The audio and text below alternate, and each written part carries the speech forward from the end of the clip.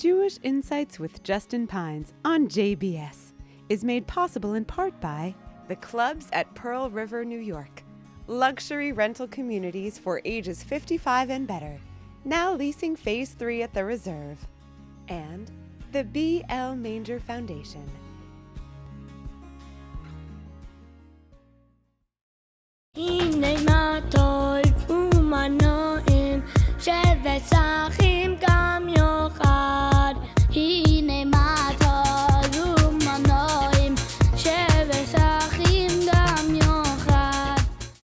Shalom and welcome to Jewish Insights. So we're taping this episode right now, actually first of all during the 9 days, which is why we have beards here, but also as we begin the book of Dvarim, the book of Deuteronomy. And one of the key themes that you notice there is there's this transition from the end of the leadership of Moses to the beginning of the leadership of Joshua. There's a recognition inherent in Judaism that there's different types of leaders that are needed in different types of ways. If you go through our Torah, you'll see all these types of leadership. You can see, starting with Abraham and the way Isaac leads and the way Jacob leads his family, Moses, Joshua, the judges, Samuel, each of the kings in their own different ways, the prophets in their ways, the Kohanes in their ways, not to mention all the women in the Torah, the way Rebecca leads in her way and Sarah does in her way and Rachel and Leah in each of their ways. There are all these different opportunities to notice different types of leadership which are celebrated. One common feature we see in many of the leaders in the Torah and in our tradition is that many of them were shepherds. A shepherd's leadership style is really characterized by traits such as selflessness, guidance, protection, and wisdom. Shepherd leaders prioritize the well-being of their flock. They lead with compassion, with patience, with integrity. They guide with a clear vision, they provide for their followers' needs, and they foster a sense of belonging and trust, all while somehow keeping a sometimes diverse flock together and moving in the same direction. And my guest today is one of those holy shepherds.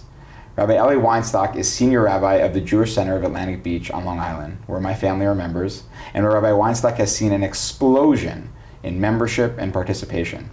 Previously, he was Rabbi of Congregation Keilat Jeshurun, KJ, on the Upper East Side of Manhattan for 17 years, and a member of the Judaic Studies faculty at the Ramaz School, where I also was a member of the faculty at one point in time, at the same time, I think. Mm-hmm. Rabbi Weinstock serves as a Nassau County Police Department chaplain and spiritual advisor to its Shomrim Society. We'll explain that during the interview. He is a senior rabbinic fellow of the Shalom Hartman Institute, and he is immediate past president of the New York Board of Rabbis. Rabbi Weinstock, welcome.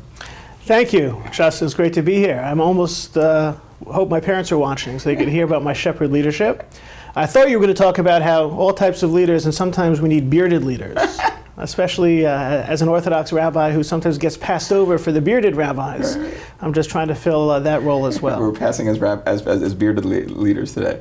Why don't you have a beard? Let's start there. Number one, my wife does not like it. Yeah. This time of year, the 9 days when I have the beginnings of one, people are like, oh wow, so distinguished. And my wife is like, never. So I think that's enough of a reason not to.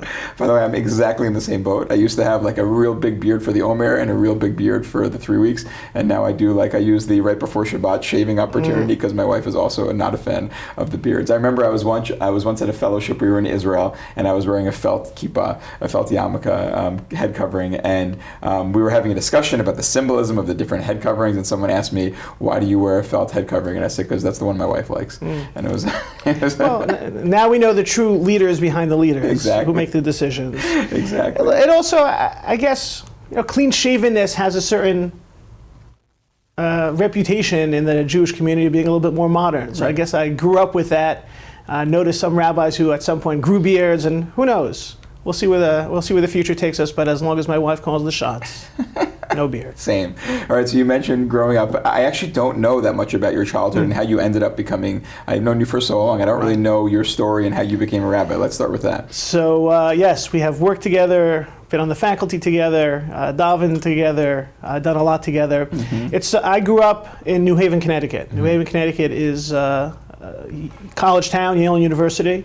We ended up there. I was born in Brooklyn. A couple of years, just as a 3-year-old, moved there. My father is a physician. He got a fellowship for 1 year in Yale New Haven Hospital, and it's now some 46 years later. He's retired. Family's still there, but I think it has a lot to do with how I became, where I am right now. Small town, small Orthodox Jewish community, where you are needed to step up. The members are setting up the Kiddush, they're cleaning up the Kiddush. I was a junior gabbai helping get the names for the Elios. I was put to work changing the curtains for the high holidays, things of that sort. Coming from parents who were shul people, involved in the community, leaders of the different parts of the community, of the Jewish community. And so there was always doing some things. Plus, the day school that I went to was a day school that was a Chabad day school, not filled with Hasidim or Chabad Jews, but started and led by Chabad rabbis and influence. And that, I think, gave me a little bit of an influx of this engagement and outreach endeavors, and a little bit of a Hasidic spark. I'm not sure it's safe to admit, but when I played with my G.I. Joe action figures, some of them were dressed for Shabbos and dressed for a weekday, and they had the field synagogue. I think that's the first time I've said that. But so there was this warmth in this idea of stepping up within the Jewish community. Went to Yeshiva University High School, where I dormed and was surrounded by that environment. There was no Yeshiva High School, no modern Orthodox Yeshiva High School in Connecticut. Did a lot of your friends do that also, or you were more accepted? So the short answer is yes. Didn't have many friends. Not that I'm unpopular, but there were only 10 kids in my 8th grade graduating class. Got it. Okay. And 4 boys, 6 girls. Some were not Orthodox. Like I said, it was a Chabad day school, but just for the Jews of New Haven. That is small. Okay. So the Chabad ones went to Chabad high schools. The modern Orthodox, I think there was 1 or 2, went to modern Orthodox high school. Yeshiva University High School. Some went to public school. And that became the YU lane. I call it the 10-year program. Yeshiva University High School, then 2 years post-high school in Israel at a yeshiva called Kerem Biavna, which is a Hesder religious Zionist yeshiva with an American program. Say just for a sentence what Hesder is. Hesder is a program that the Israeli students, study and serve in the army over a 5-year course of study. Serving for 2 years, studying for 3 years, and very much a natural destination for modern Orthodox religious Zionist students here in Yeshiva, modern Orthodox high schools. That was a natural path. So Yeshiva University High School, to that post-high school study, to Yeshiva University for undergraduate and graduate studies in Jewish philosophy and rabbinical studies. Right. And then I was ready to go out and look for a rabbinical posting. I wanted to do engagement, outreach. I wanted to explain Judaism and make it more palatable to those and enjoyable to those who had less of a background in their Jewish studies or religious experience. This was after dabbling and deciding if I wanted to be a journalist. So now I'm glad to be on a news program with you, as well as a psychologist. Sure. And I think part of it all came together because the role of a rabbi is to tell the story and to engage the participants. And there's also the shepherding, the pastoral part of the rabbinate. Started off in Jewish youth work, Jewish youth engagement for NCSY, the Orthodox Union's youth program. Realized I wanted to go beyond just young people and engage their parents and the families as well, so started considering the pulpit and thought that I'd end up in a place much like where I grew up, out of town. Looked at places, small Jewish communities in northern Westchester. Omaha, Nebraska was a place on the radar screen. My wife Nama grew up in Memphis, Tennessee, so also what they refer to as an out-of-towner. Right. And then all of a sudden the opportunities at the final bell were Manhattan, and I ended up at the Upper East Side of Manhattan at Kilat Jeshurun, where really I was there to run their beginners program, an outreach program that has been there since almost, I guess, over 30 years. Wow. To engage do what they call outreach. Jews who aren't members of the synagogue, Jews who have less Jewish education, less Jewish observance. And the synagogue had developed a program started by one of its members named George Rohr. And really, I met with him, and we clicked, and I was running the beginners program. I got the sign off from the senior rabbi, Rabbi Luxin, and thought I'd be there for a couple of years. And as they say, man plans, God laughs. Yeah, thank God the program was successful and was growing, and my ability to be active in the rabbinate was growing, and I became more involved in the synagogue as a whole, teaching in the school, being more involved communally. And had a beautiful 17-year run on the Upper East Side of Manhattan, before taking a turn towards the beach, where I am now at the Jewish Center of Atlantic Beach. Beautiful. So before we get to the beach, just, 17 years, I remember you being there, a lot of experience and memories there. Kind of, when you look back on that, what were some of your takeaways from that experience, right? The out-of-towner at at KJ, this like flagship Upper East Side. It was kind of scary going in. We had spent a Shabbos in Manhattan as part of looking at different positions, and it wasn't even the Shabbos at KJ. We were spending the Upper East Side of Manhattan, staying in, I guess, like a residential guest apartment type of a place. One of these hotels where executives stay there for a couple months, so it's nice, but it's a little bit hotel-y, and it's very cold. And I remember Nama, my wife, saying that we can never live in Manhattan. There's no windows, it's so cold. Thankfully, it all worked out okay, but Manhattan was this big, giant place that was very foreign to what we thought we would encounter. But the different opportunities to be involved as a rabbi and communally were terrific. And I think that really in those 17 years, I developed an appreciation for a broader Jewish community.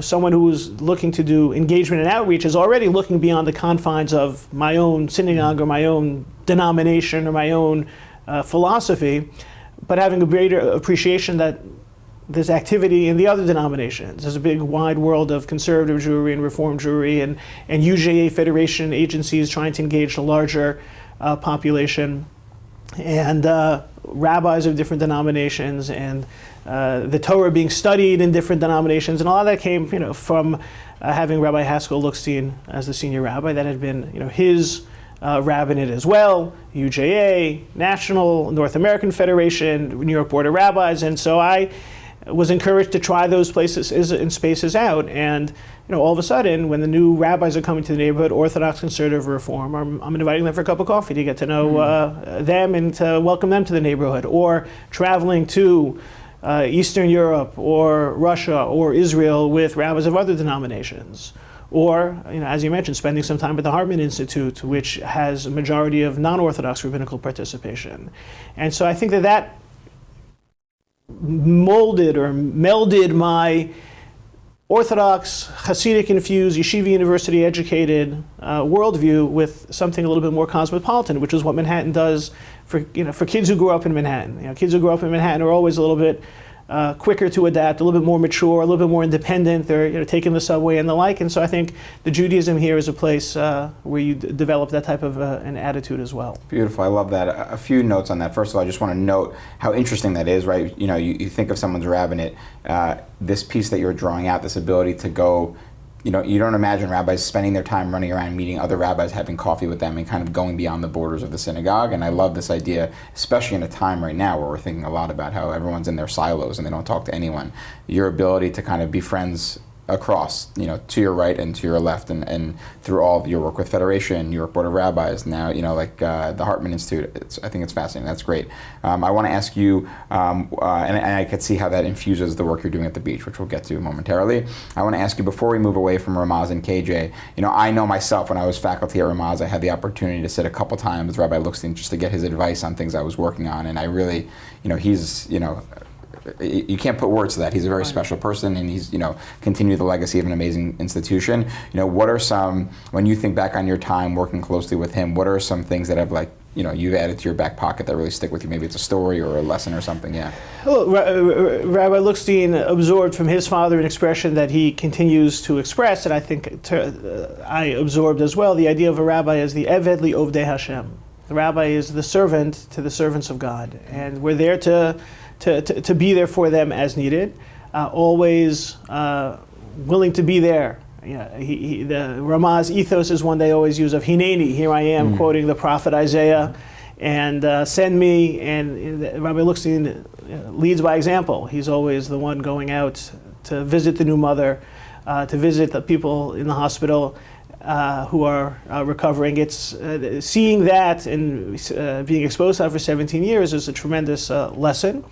It can be exhausting. It's not easy. And sometimes a new mother is surprised. All of a sudden, the rabbi walks in the room. Mm-hmm. Sometimes when he's a little bit older, it might be more understandable. But when someone, as a young rabbi, doing that, they're like, "What are you doing here?" Now, thankfully, as you can see by my beard, I'm a little older than I used to be, so it's becoming more natural to be that pastor. Yeah. But to absorb that and to see that. as well as the ability to, really rabbi as an administrator, being able to care about the details of a synagogue, of a congregation, the setups, the way things are looking, the mechanics, the administration, who's doing what, to make sure the little details of a synagogue, from the bulletins to the calendars to the programming, to have the rabbi as a more of an administrator, CEO model. Definitely learned from him, and it definitely shaped my rabbinate. I'm sure. I mean, the 2 times I remember sitting with him while I was faculty at Ramaz really shaped how I showed up. So I can only imagine working with him regularly for 17 years. Unbelievable. All right, so let's go to the beach. Let's go to the beach. Let's go to the beach. As we say, everything's better by the beach. Yeah, exactly. Sorry, KJ. So tell me a little bit around, first of all, how long have you been there?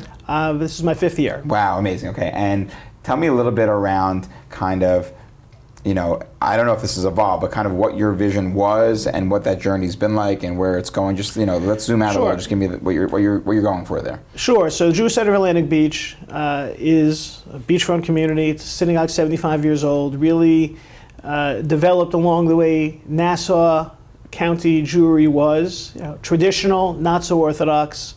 And that's the way it was if you go back to the late 40s and early 50s. People today think Long Island Jewry, they think 5 towns, they think Great Neck, they think West Hempstead, a lot of orthodoxy. That's not the way it was. And Atlantic Beach is still positioned the way Long Island used to be.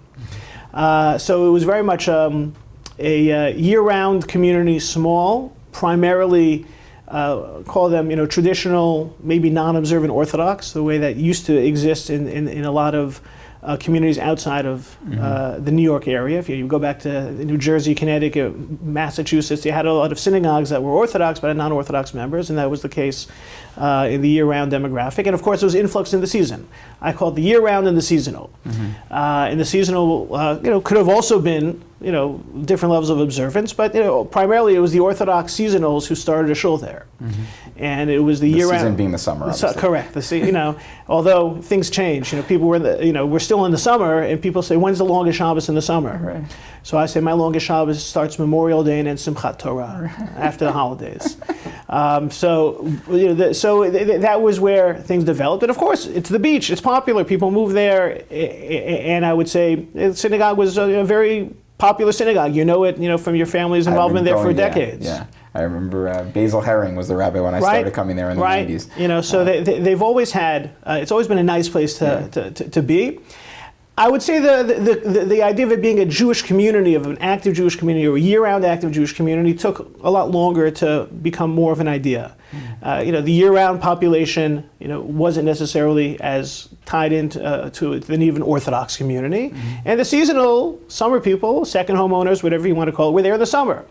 And I think that there was, some people in the community, some of the leaders of the community, who felt that, how can we make this place, which has always had, like you mentioned before, strong rabbinic leadership, previous rabbis, were very, established and accomplished. How do we kind of raise the level of the community being something like that, that type of a powerhouse place? And people had started, some Orthodox families had started to move over there year-round. And if you go back to when COVID in 2020, you started seeing a little bit more of an influx of a year-round population that wanted a synagogue, an Orthodox synagogue community, and the popularity of the summer crowd has continued. Whether it be demographics of people who may be like our parents' age, in their 60s and 70s who've been there for decades or longer, or contemporaries of ours who started to, people in their 40s and 50s who've been there already for 15, 20 years, they made that their first, second home investment, or the next generation, people now, younger who are doing so, all from around the metro area, New Jersey, Westchester, Riverdale, the city, and the like. Long Island now. That's right. Even people who have their year-round residences in the 5 towns that have a second home 7 minutes away. And so there was this beginning of a desire for more of a stronger community synagogue space. Didn't know what it would become. COVID accelerated the idea of people looking. And the area has a couple of things going for it. One, it's a beach. 2, it's always been very heterogeneous. There've always been people of different levels of religiosity, different backgrounds, different outlooks. And people during COVID also realized it's a lot more fun to spend more time there. You know, it could be some of the year-round residences in places were less popular. The city really hasn't come back completely from where it was before COVID, so people whose primary residence is the city maybe want to spend more time there. Sure. It's so much closer, and the train is easy access now. There's a train into the Grand Central Madison. So it was heading in that direction, and they needed a bit of a more communal vision infusion than it had before to meet this new demand. So it was kind of the perfect storm, although we don't like using that term on the beach, of influences and people and timing for it to take off. And at this time, I was thinking, what do I want to see in a shul? And KJ is a megaplex. It's huge. It's over 1,000 members. And a lot of what I had done at KJ was to try and meet needs of different demographics. You to ask about lessons from Rabbi Luxin. Rabbi Luxin always believed one community. And it's an ideal that shared by other Orthodox rabbis, non-Orthodox rabbis of his generation or shortly thereafter. You should have one shul, one minyan for the community. Rabbi Avi Weiss, for example, another influence of mine. I don't remember everything I learned of the practical rabbinics in rabbinical school, but he taught a class as synagogue as outreach center. The idea of bringing everybody into the synagogue. So at KJ, the beginners program, which was what primarily motivated me, that was a place, a space, a service for those who don't necessarily feel comfortable in shul, in a synagogue. Great. You have a Sephardic minyan for those Jews of Middle Eastern backgrounds who don't pray the Ashkenazi European way. Sure. So I started a Sephardic minyan. We have a lot of young families who aren't necessarily ready to commit and want a space where they can bring their kids, could be a little bit more laid back, tolerate more noise than a main sanctuary service, which is more formal. So we started a weekly young families minyan, built upon a monthly service that had started beforehand. And the idea had always been I was recognizing a need to try and create the different lanes for people to come in. At the same time, it's huge. It's, I sometimes describe KJ as an aircraft carrier. Hard to turn an aircraft carrier. Possible, but hard. Yeah. And I wanted to try and take this vision of these different lanes with everyone moving in the same direction. And I saw the Jewish Center of Atlantic Beach and this new synagogue opportunity as kind of a pocket destroyer. It's a very powerful ship with a lot of ammunition, a lot of great people, a lot of families, a lot of potential, a lot of good energy. But we're able to shift it. We're able to adjust it. Certainly, COVID taught us about being more flexible. Zoom, outdoor, especially, this is a synagogue on the beach that really hadn't had a regular outdoor service. How could you not do that? So, now we have one of our high holiday services outside, even though COVID doesn't require that anymore. Right. It stayed there because people like it. You have to balance it with, is it a good service? Is it decorum and things of the sort? But I began to see an opportunity to take this vision of a Judaism that has all the different flavors and approaches and souls, and to put it under one roof, under my stewardship. Beautiful. And I'll make a joke. Actually, it's funny. So in addition to my wife not letting me have a beard, she also has never been interested in me doing a pulpit. She's which is a longer story. But I used to always joke with her that if I was the rabbi of JCAB, many years ago, that I would bring in trucks of sand and put them into the pews. That we should you leave your shoes at the door and you wear your flip-flops in there. Because it's it feels like a little bit like you're so close to the beach, and sometimes you feel like, I know I personally struggle even the time for afternoon and evening services at the same time as the sunset every night. And one of the most amazing things of the beach is being at the sunset for the beach. And I think your recognition that, and it's one of many pieces here, this idea of let's take advantage of our surroundings. I know that in addition to the outdoor minyan for the holidays, there's the beach minyan, right? Correct. So say a word about the beach minyan. So there had been one of our members, I think David Sable, as a great proponent and advocate for the Friday night beach minyan. And it's really modeled after the service on Friday to welcome the Shabbat as described in the Talmud. The sages would go out into the hills of northern Israel and they would greet the Sabbath. And the idea was to do it on the beach. And it's not so simple. Because there are beach clubs in the neighborhood that have their own guests and music and concerts, and depends on the weather. But one of the things that I've tried to take responsibility for in my rabbin on the beach is the weather on Shabbos. I can't help you the rest of the week, but I try very hard to make sure the Shabbos weather when we need to works out. Sometimes there's some scares. Recently Friday night you were there. It was dicey, but the weather cleared for us. But the idea... I remember we had a couple years ago, there was one where it poured, and some people left, but a lot of us stayed. I actually remember, I was like, this was a football game. No one would leave if it was pouring. Exactly. It's Friday night services, why we leave? And I actually found it to be very powerful to be like standing at the beach, rain coming down, praying to God. Right. I'm just like I loved it actually, yeah. And so it gives people an opportunity to experience something. Some of them, for them, it's a more spiritual experience. Some of them, it allows for more social service than being in the pews. And it's become extraordinarily popular.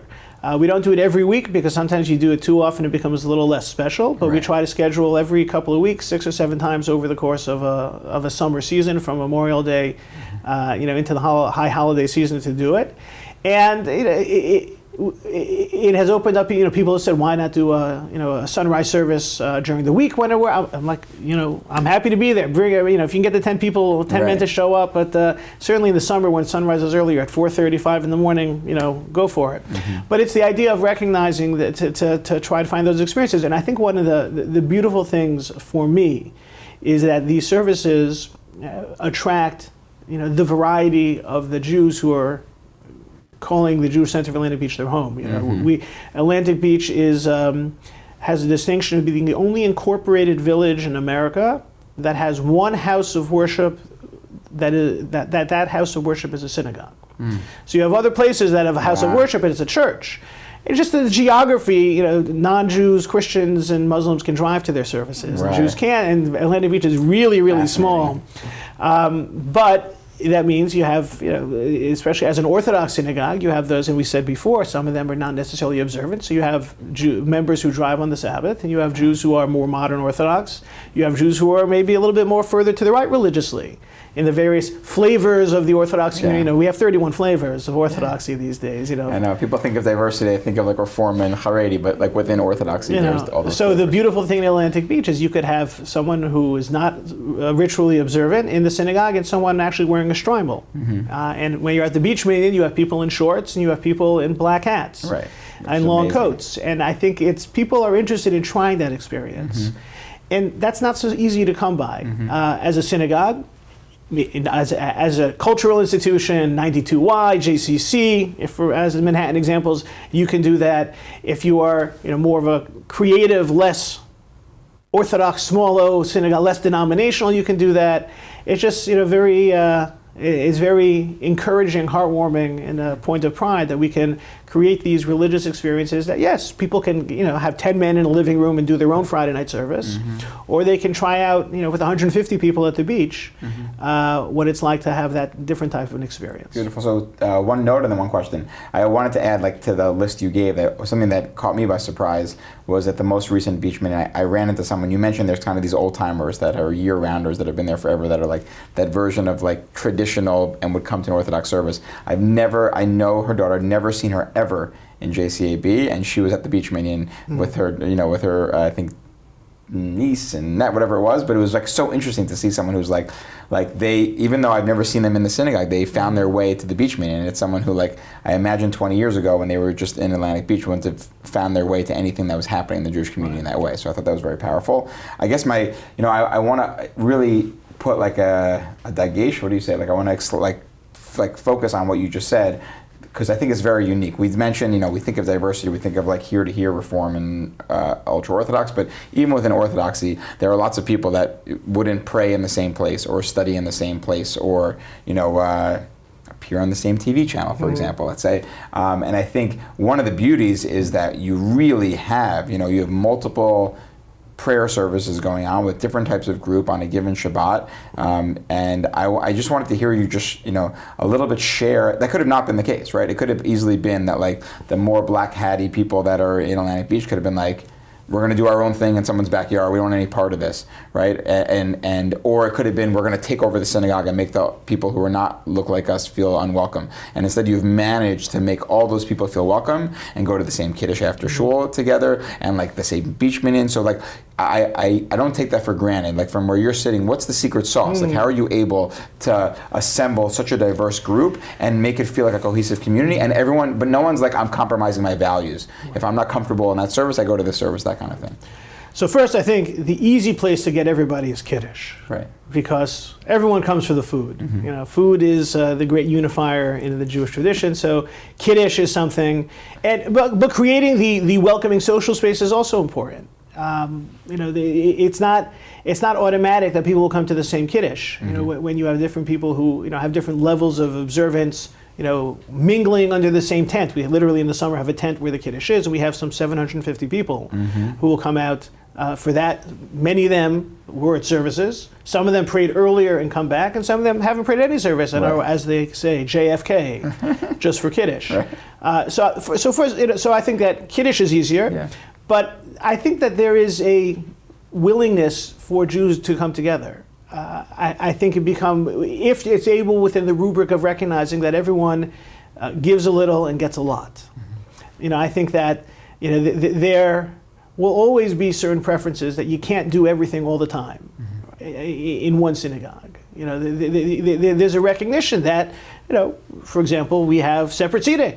We're not egalitarian, and there are people who are comfortable with the idea of women being in a balcony and never seen, and we have those who would like to be egalitarian, and with women leading the service.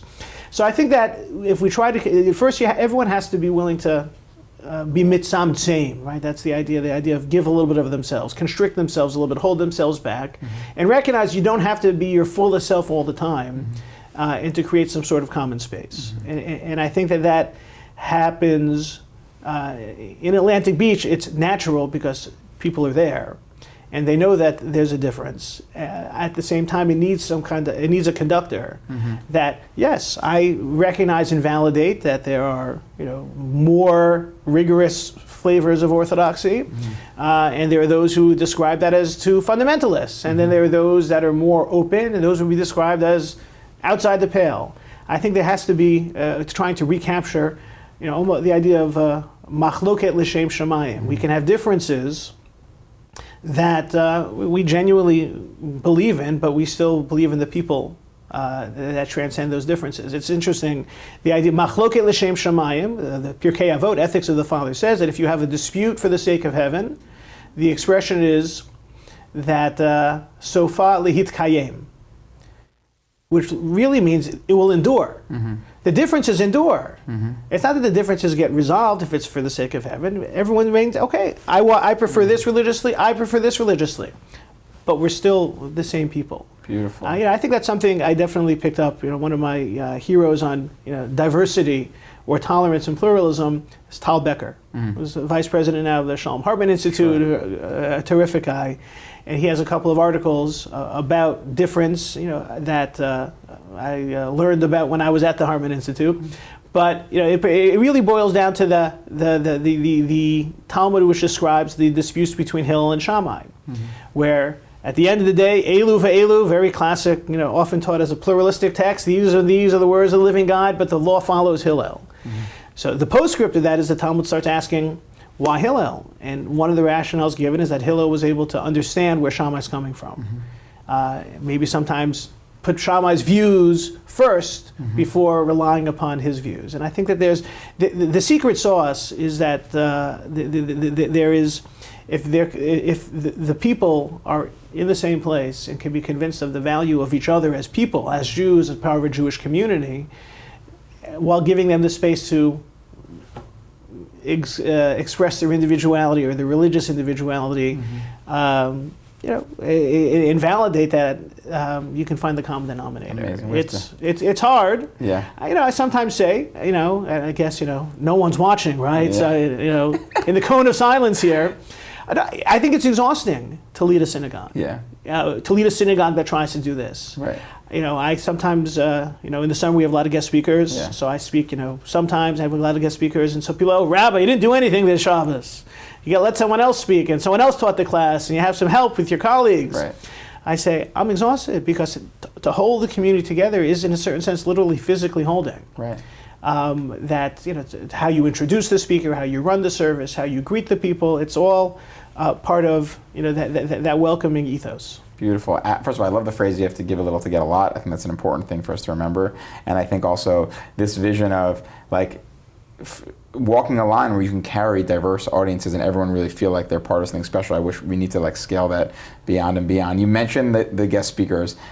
That's another example. I think it's very interesting, right? So I don't want to make assumptions about rabbis more broadly, but you certainly, if you were doing a stereotype, you wouldn't imagine a rabbi who's, has a captive audience, especially during the season, kind of giving up the microphone, for lack of a better term, and then you bring in all these different amazing speakers, and you do step back in that way. You do that tzimtzum, what you said. You give a little to get a lot. Talk to me a little bit through that process. How do you think about it? Yeah. It's interesting you say, great guest speakers. Sounds like you like them, which is good. It's interesting. Some people will say Speaker X is the best, and Speaker Y was terrible. Of course. And some people say Speaker Y was the best, and Speaker X was terrible. And I think that's also part of this idea of the diversity of people and trying to find ways that everyone gets something out of it. I think that the idea of being willing to share the pulpit is important. There are two things I'll say about it. One, if you do a survey of synagogues that are looking for rabbis, most of the time, incredible speaker is not number one. I mean, you can speak to the synagogue placement professionals in different denominations, but when they do a survey, it's often is warm, will be a shepherd, things of that note. Speaking, of course, is important. Of course, they want every rabbi to be everything. But it seems, in my experience, that studying the field, that speaking is not number one. At the same time, if the rabbi isn't speaking, well, then what are you doing? Right? There's that sense of you have to. That's the only time, 100%. And that's the best audience. And it's a captive audience. They're in the pews. Think about it. Rabbis give classes. How many people go to a rabbi's class? Maybe 100 if he's really super successful. We don't have, at least in the Orthodox community, probably in any community, you don't have the weekly Talmud class drawing 500 people. Once upon a time, the late Rabbis and Young Rice would draw hundreds to her weekly weekly Torah portion class, and part of that was also the matchmaking and the socializing. But we don't have that at Rabbi Riskin back in a generation ago. So I think that also rabbis should recognize that the pulpit's not always the most important place to make a difference. Nowadays people can, read Rabbi Jonathan Sachs every week. They can read the articles. They can go online. The access to great thinkers and speakers is far more prevalent than it used to be. And so on the one hand, the rabbi might still want to compete, and I get it. Rabbis have egos, and we want to speak, and I think that's important. At the same time, recognize that if there's a congregation that accepts this idea, that sometimes having the guests come in is also good for the pride of a congregation. Ex-rabbi spoke in our synagogue. We had this great program with Rabbi Y. This Israel program was there, and the rabbi decided not to speak. Also, you asked about specific lessons from Rabbi Luxin. He did like to say on occasion, "There's no sermon like no sermon." That doesn't mean rabbis should just give in and never give sermons. But I think there's an idea of recognizing there's other ways to skin a cat. There's other ways to be effective in a congregation. That's the totality, as well as giving people exposure to voices and opinions and views that are prominent. Sometimes you take a chance on an unknown and let them speak, and it's incredible. And sometimes you bring in a well-regarded person and it flops. But the idea also that people expect their synagogues to be about certain things, and I think Atlantic Beach, which especially in the season, which now really is from May into the fall. My colleague, I have two rabbinic colleagues in the synagogue, and one of them likes to say it's like a 5-month Pesach program. There's a certain expectation. In the cold of winter in January, February, you don't have the guest speakers, but the other times when people are around, we want to have some guest speakers. Kiddush and guest speakers. Well, the Kiddush, we have a Kiddush lunch every week, so that already starts us off with better will. But you want to have some guest speakers. Certainly the idea of a summer season was popularized by this other synagogue in the Hamptons. Rabbi Schneier did something great out there to create a certain expectation, so people want to know who's coming. But I still think it really boils down to rabbis recognizing they can make a difference when they share the pulpit and realize that there's as effective, sometimes more effective ways to create leadership of their community than speaking from the pulpit. Beautiful. A few notes. First of all, you mentioned Rabbi Schneier, who's a close friend of JBS and whose services we air, and also you mentioned Rabbi Sachs, whose video library we now share on JBS as well. I actually remember, and you can catch him before Shabbat and around the holidays on JBS now, but I remember having a thought, I think either in a rabbinical school or at some point, being like, the number of rabbis who spend so much of their energy writing what they're going to say that Shabbat when they could be visiting people and doing pastoral work and all this. I was like, it should just be like, I remember there was a Chabad rabbi I had in university who he just got something in the mail to read, like an email from Chabad Central or whatever it was that he would read, and he would spend the week doing the work that he needs to do as a rabbi. And I was like, they should just have Rabbi Sachs as Devar Torah, let all the Orthodox rabbis or beyond read it and let them spend the whole week with their energy doing other things. But I think it's very important. I want to, you mentioned your colleagues. I think that's another super interesting area, right? So, and I'll say, by the way, on the last point, I'll say, I've literally been to synagogues where there have been rabbis who have sent their drasha and have someone read it for them if they're away for Shabbat, right? Really hold on to the spot, which I think there's value there. We can make the case for why it's important to hear from your rabbi every Shabbat, but it's interesting to see the model. Let's talk about your colleagues, because I think same thing. You hear terrible stories about synagogues where it's there's power and I'm not letting this one speak. Oh, it's this one's bar mitzvah, so I'm going to step in, even though you run the learners meeting, I do it this week. I think you have really empowered your rabbinic team, right? You have Rabbi Saul and your Rabbi Simcha Willig, who, they're really, you give them opportunities to shine as well in a way that feels like it really lifts the whole community. We're seeing a theme here, obviously, but just say a little bit about how you think about that. You've been in the role of having a senior rabbi leading, and now you're in that role, and how do you think about leading your staff, which I think is relevant not only to synagogues, but beyond, to people who are thinking about leadership? So I think that I absorbed and learned the rabbinate in practice from a generous rabbi, Rabbi Luxin, generous with his time. I think it boils down to generosity. This idea of it's an idea in charity, when you give, you receive. And I think that the way I've internalized that is to be generous, because I think it's going to uplift people and it uplifts the entire community. And so having Rabbi Saul Hamoff and Rabbi Simcha Willig, who have distinct roles within the community in their portfolio of responsibilities, whether it be, for one, youth and programming, the other, older teens and young families and education, one who's there year-round, one who's there a little bit more focused times, to try and weave together an effective team, recognizing that if they're their best selves, then the shul will be its best self, and my rabbinate will be its best self. Rabbi Simcha Willig, I'll ask him how he's doing. He'll say, "Living his best life." It's an expression. We should all be trying to live our best lives, but living our best lives isn't usually focused on us. It's what's expressed towards others. And I think it's part and parcel of what we're talking about before in terms of community that's diverse, to be generous with other people. Look, we're recording this in the 9 days when there's a lot of talk of the community and the fractures within the community. And truth is, we could be recording this any time of the year, probably any year and any 5 years before or 5 years after. Unfortunately, the fractures are there, but why can't we be just a little bit more generous towards the other person? It's hard. I get it. I think that some of the diversity of views that I have, that I work with, and rabbinic colleagues who have different views from mine, different denominations of mine, in complicated times it becomes harder. Like, how can they do that? How can there be Jews who vote for that person or are willing to support that person or protest that position? All sorts of ways, right? And it can be either side. I can fill in the detail. Can I be a little bit more generous of spirit in recognizing that there's a good thing? We're in the one of the sources I quote often this time of year from Yossi Klein Halevi, the journalist, the thinker, who I became more friendly with at the Hartman Institute, is he says that this is the time of year when Jews should look at Jews from other parts of the community and find something good to say about them. So he would say, from those who are passionate in the Israeli religious right-wing settlers, they have passion. Those who are more to the left, they have a desire for tikkun olam. For the ultra-Orthodox, they have passion for Torah study. For the Satmar, the Hasidim, who are very extreme views on Israel and other things, they're there for Bikur Cholim, for being in the hospitals with food for anyone who's there.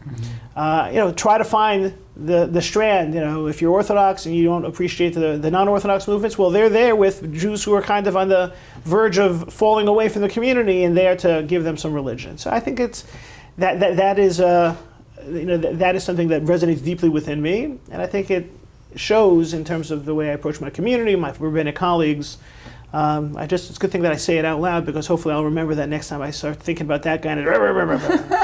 Well, I want to just again acknowledge what you're saying, because I think it's very deep and very powerful, and there's a lot to learn there, right? As particularly in a synagogue, which is a place that has stages, for lack of a better term, and there can be egos and those kinds of things, right? You can imagine someone being like, both in terms of bringing in other speakers and also working with your colleagues, that there can be competitiveness, there can be jealousy, there could be like, I want to be the number one. I want to be, and for you to say, I want to bring an outside speaker into my community and I want them to feel beloved in our community. I want people to connect with them and then get involved with their organization or follow their podcast or whatever it is. And then for you to say, I want to have a rabbinic staff where people are so passionate and excited about Rabbi Willig and Rabbi Heimoff and you, that's a very unique model. It's not like, oh my God, they're so excited to go to this other rabbi shir, I'm losing something there. You're really having a mentality that says that, first of all, is creating that space for them, but you're even adding on top of that, I think what I hear you saying is that you're unlocking a sense of generosity of spirit, which is you're trying to find the best in a Rabbi Willig and then saying, how do we activate him in our community? How do we let our community take advantage of the best of Rabbi Willig? And that's a good thing for all of us. We're all getting something there, which I think is super interesting. And you want to try and unlock this desire of the people to want this. Mm-hmm. Sometimes people are like, I want my rabbi to speak. Only this rabbi can speak at this time. Rabbi, how come you're not speaking at that time? And I think it's also about guiding the people to respect what is being presented to them, whichever personality it is. Mm-hmm. And it's the idea of people respect when something is genuine. Mm-hmm. And even if I disagree with this rabbi or that approach, they respect something that's genuine. Mm. And I certainly have seen that very recently in the chaplain work that I'm doing. Nassau County Police Department, I was appointed a chaplain, and I'm trying to what should I do? Basically, if you say hello to them and say, I'm the chaplain, anything I can do for you? Oh, Rabbi, you're the best. I didn't do anything. But there's an overture, there's a sense that you represent something, and that something has a reputation of being there to help them, the chaplaincy, whether it be the Jews or the Protestants or the Catholics or a Muslim chaplain, whatever it is, they're there to help them. If you represent that and you represent that well, then there's just this response of respect and gratitude. Even if you haven't done anything, you're just being you, and it's a responsibility, because if you have this mentality that I want to be a chaplain so that I can only minister to Jewish police officers, that's not going to be received well. You're there to minister to anyone. You're there specifically to respond if there's a Jewish need, if there's a question. But if you're there to represent something and be there for something and are known to be effectively presenting what others are expecting. In this case, the police officers are expecting. There's just a reciprocal love for that, and it requires the ability to balance and to compromise and to constrict a little bit and to be willing to be a generous spirit. Beautiful. All right, we have about 8 minutes left, so I want to talk about so many things. We're running out of time as always. I'm going to name a few things, and you can make your way through them on your own. And maybe it's bringing the lens we're talking about to them. I know New York Board of Rabbis work is a big piece of it. So how do you go beyond your local community and then work across the rabbis across the board? I think that's a piece of it. The second thing I want to hear about is conversions, right? So working with individuals and how do you show up for them? I know that's a big piece. And then I want to ask you, I know your daughter Meira just got engaged. As you think about the leadership style you're describing, we made some jokes about our marriage before. First of all, Mazel Tov. But I want to hear a little bit around, how do you advise people that are starting their own unit? They're starting a family, and how do you infuse that experience with this type of leadership style? So we got Board of Rabbis is across the. Look, I think it boils down. What the common denominator. It's the family. Yeah. It's the individual. It's the personal family unit. It's the Jewish family unit. It's the Jews on the world stage family unit, and how to minister to our family. New York Board of Rabbis, is there to create a rabbinic voice, a Jewish voice within the community.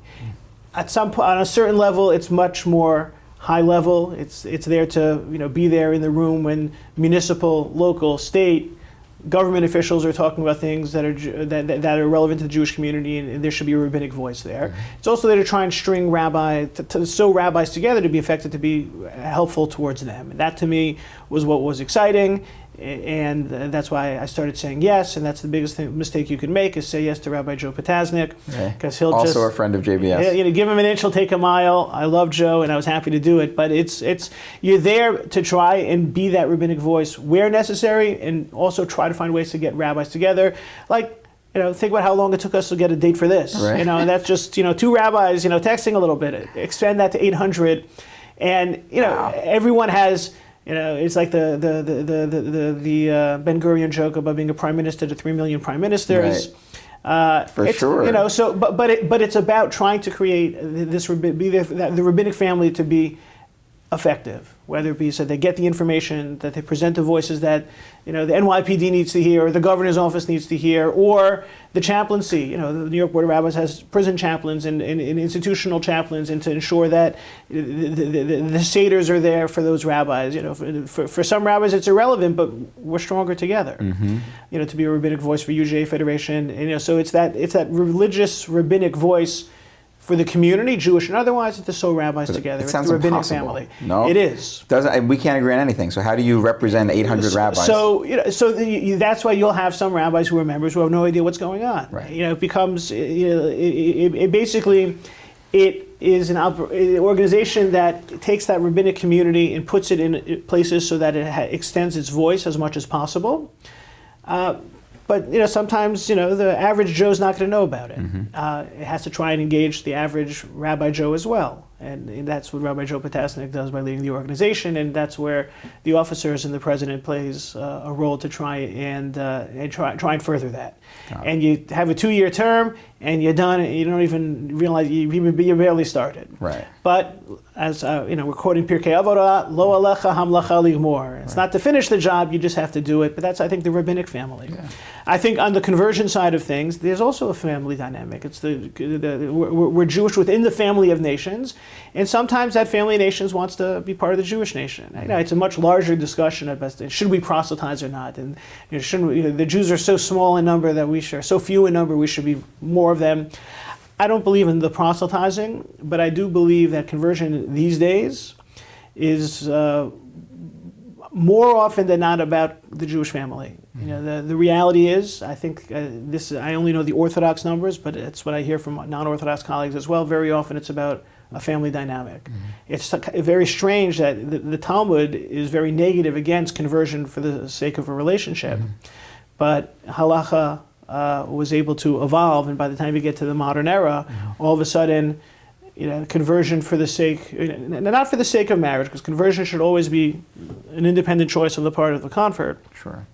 But when relationships are catalyst, that's often the case, and often it's more successful, because if someone's alone in converting, they can be very passionate, want to be Jewish, and they can study and practice, and they're ready, but they're still alone. It's complicated to be alone and convert to the Jewish community. Hopefully the community is welcoming. Sometimes it is, sometimes it's not. Maybe if you come to one synagogue, it's better than another synagogue, but when you're converting to create a family, into a Jewish family, a partner that becomes a spouse, that becomes a family, that can sometimes help ensure and strengthen the process. Oh, beautiful. I never heard that before. And so very often the conversions that I encounter are about one partner is Jewish, one is not. They want to be Jewish.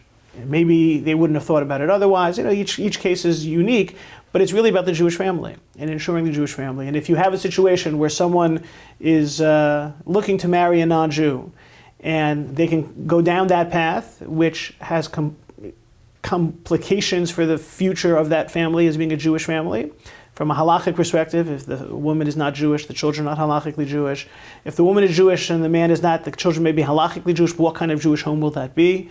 You have an opportunity through conversion to strengthen the Jewish family, the Jewish future. Beautiful. And that's something definitely I encountered more in Manhattan, because there's a density of population in Manhattan and so many Jews passing through that you encounter it more.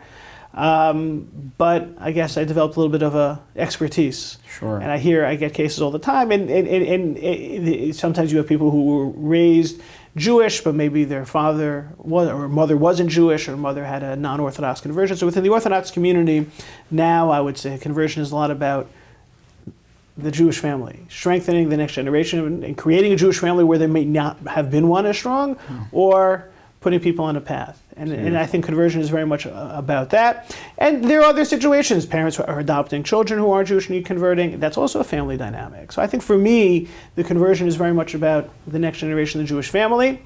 I'd like to see the Jewish numbers grow. I'm not sure I want to get out there and put up my shingle, mass conversion. It's not really much in the Orthodox tradition, but it's really strengthening the Jewish future. In particular, it's that aspect of the Jewish family.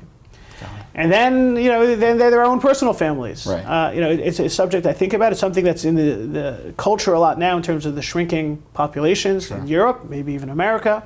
I probably will speak about this the high holiday season. Okay. One of the tricks of the trade is that I try to pick some topics and then come back to them and maybe stick with them or not stick with them, but thinking about the Jewish family and our own Jewish families. Sure. And thank God, my wife and we have 4 children.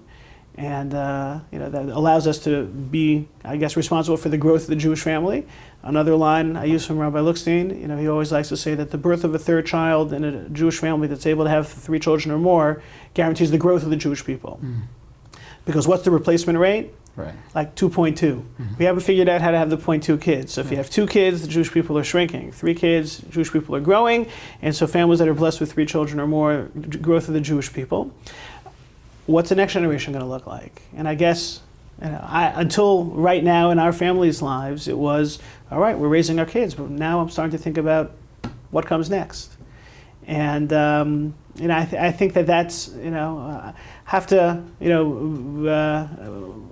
be sensitive to that as it becomes a personal piece. But I think, major portion of it is, our daughter Meira, who got engaged to a great guy named Max. Love Max. He's great. He's kind, and he's they both were diaspora born and made Aliyah. Max is from Venezuela. Wow. And that's not really the most popular place to live as a Jew these days. But he is following his older brother, and his younger siblings and parents are now following them to make their future in Israel. And Meira, she grew up in a modern Orthodox religious Zionist environment in a school, B'nai Akiva camp. People ask me, so what do you think? I'm like, I put her there. These are things we believe in, Yeah. and so I think that it is when speaking to couples who are getting married, in addition to sometimes the technical issues of marriage, there's certain halachic things that are important. There's certain pastoral things that are important. We meet a couple, you want to make sure that they're thinking about both sides, family respect both sides, everyone is on the same page. Technically, Jewish genetic diseases is an issue. You want people to be aware, you want people to go in eyes wide open. Religiously, secularly, health-wise, in the modern Orthodox community, halachic prenuptial agreement, which is not very romantic. You sometimes talk about a lot of non-romantic things to couples who are about to get married, but also they represent the future. Sure. And it's exciting. It's now that you ask the question directly, I got to think about it more and what that's going to mean. And I know, I think I have seen this a lot, and I have to hopefully reframe it to make it personal. It starts with a couple that 2 people, these young people, in my case, Meira and Max, who are dedicated and devoted, and they've really, taken steps to further the Jewish people. They're moving to Israel. They both served in the IDF. Wow. This is it's easy to see within them the Jewish future that I hope we'll all see. But it's that's much more challenged these days. Beautiful. All right, we're out of time. I have more questions, but we'll save them for after we stop shooting. Thank you so much. I've learned so much to learn about your leadership style and the way it trickles through the synagogue you lead, the organizations you're involved with, your own family as well, the individual unit. It's really beautiful, and may people be inspired to learn from your leadership style. Not only fellow rabbis, but really people who are leading all sorts of the Jewish world and beyond. Thank you so much. You're welcome. Thank you.